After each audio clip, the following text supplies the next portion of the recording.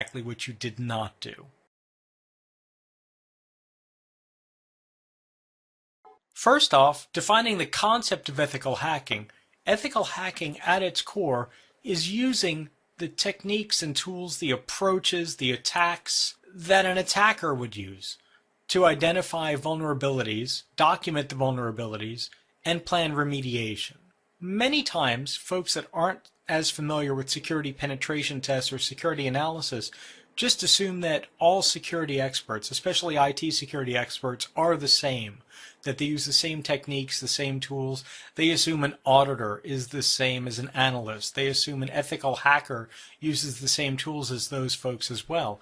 And that's simply not the case. Ethical hacking is different in this core function in that it uses the exact same methodology, the exact same tools that a hacker would use.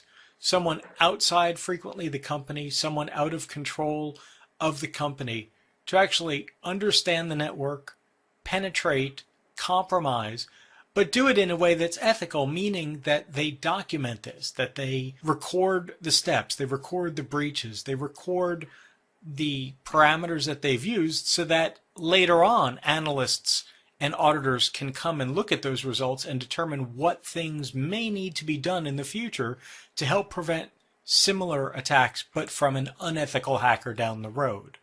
This is a key difference. This key approach difference is really what separates this from anything else out there. When we talk about ethical hacking as well, one thing to remember is that ethical hackers follow specific rules and guidelines, and these are really, really important. The core rules of ethical hacking, first and foremost, do no harm. Do not destroy assets. Do not wreck networks. Do not deny service and actually affect real use of systems. Do not lock people out in a way that's not part of the plan. So doing no harm is really the big distinction between a cracker and an ethical hacker. A cracker or a true attacker, as part of their attack, may want to do harm, whether it's compromise sensitive data, deny service to legitimate users, destroy assets, and so forth. Ethical hacking differs there in that typically there's no destruction and no harm done. Ethical hacking is also really rooted in boundaries, understanding what systems can and cannot be attacked. For example, an online database that's critical to customer data or critical to transactions. That kind of database should never be attacked by an ethical hacker unless it's part of the ethical hacker's boundaries, unless that database is specifically included. Most businesses that are being run 24 hours, 7 days, most businesses will not want an ethical hacker to approach any critical business systems because it could simply impact business. So understanding what those boundaries are up front and then honoring those boundaries is absolutely critical. Countermeasures are not part of the ethical hacking process.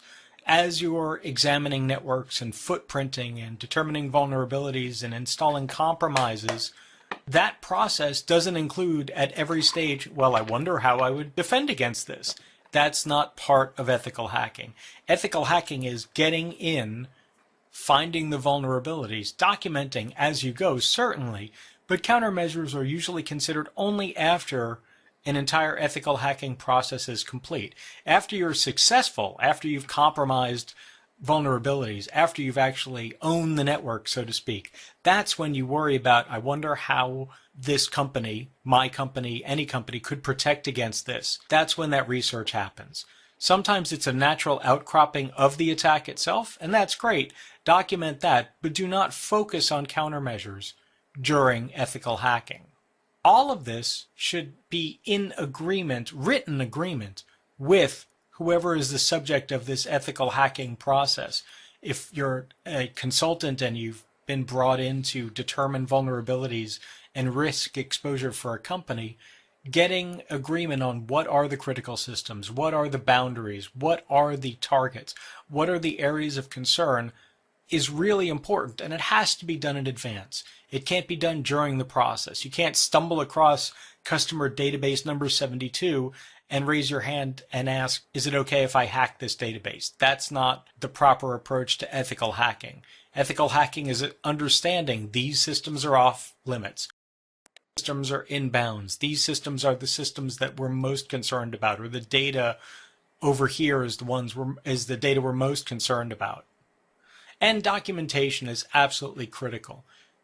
I recommend that you thoroughly document every step, every process, every keystroke you make, frequently using things like Camtasia to record video or getting screenshots, having a notebook where you jot down notes as you're doing things, commands you run, data you get, and so forth.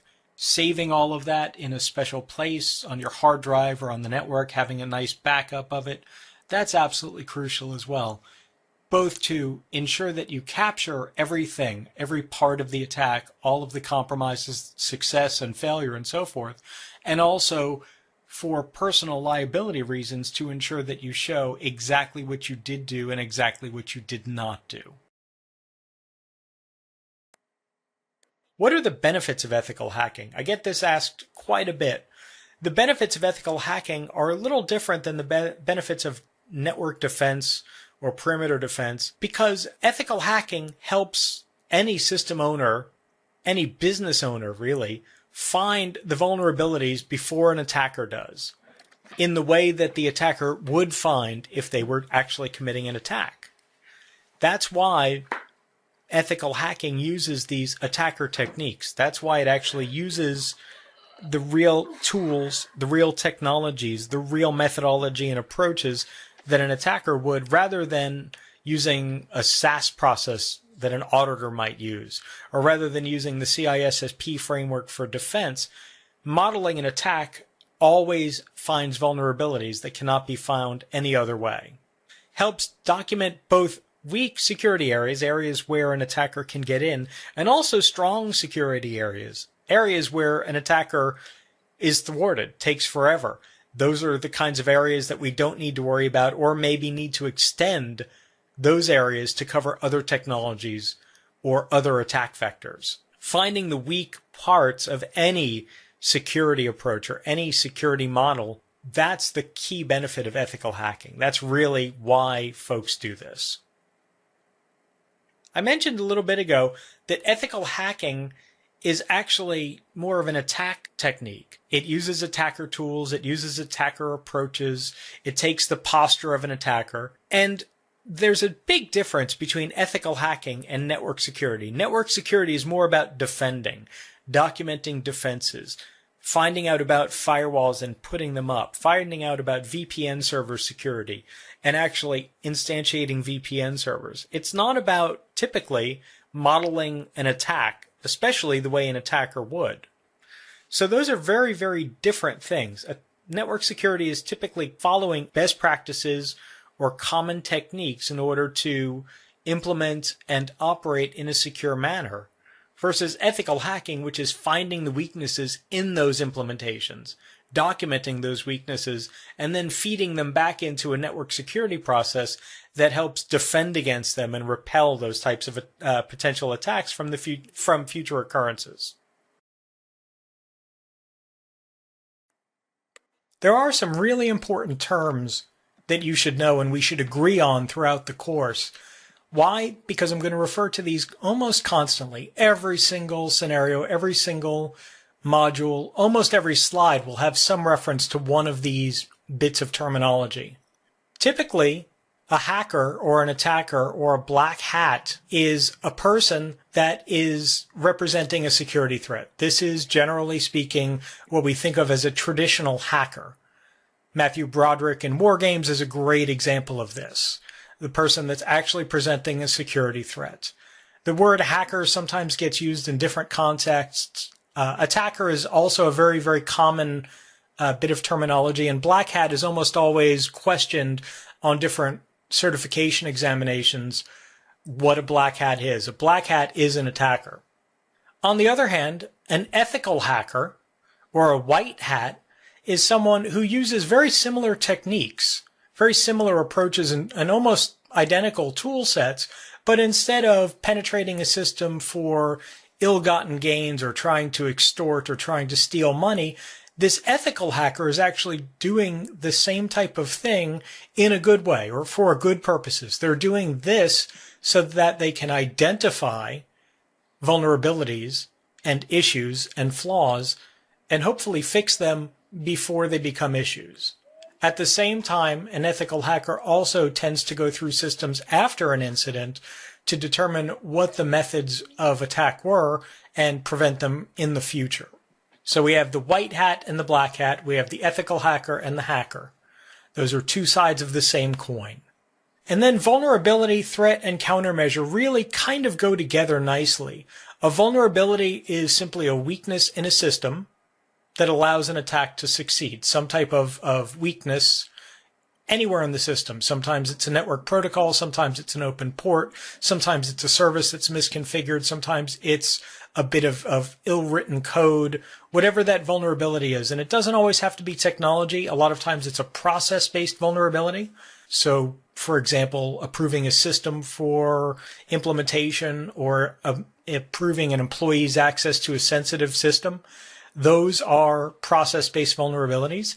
And people-based vulnerabilities, things like hiring someone that works for a competitor or hiring someone without the proper background check, is another vulnerability. A threat is something an attacker realizes. So when a threat or when a vulnerability becomes a threat, it's because it's actually being manipulated by an attacker.